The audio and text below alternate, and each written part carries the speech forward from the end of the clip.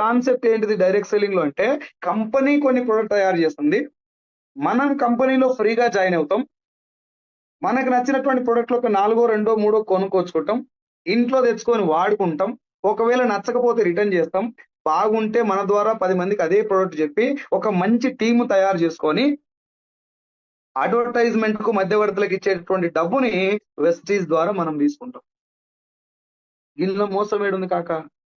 నువ్వు మోసపోయే ఛాన్స్ ఏముంది చెప్పిడా? ఫేక్ ఎట్లయితే చెప్పు ఒకసారి. ఆలోచించండి. ఏమన్నా డైరెక్ట్ సెల్లింగ్ లో కానీ వెస్టీజ్ లో కానీ ఎవరినన్నా మోసం చేయడానికి అవకాశం ఉంటే నాకు చెప్పండి ఫస్ట్.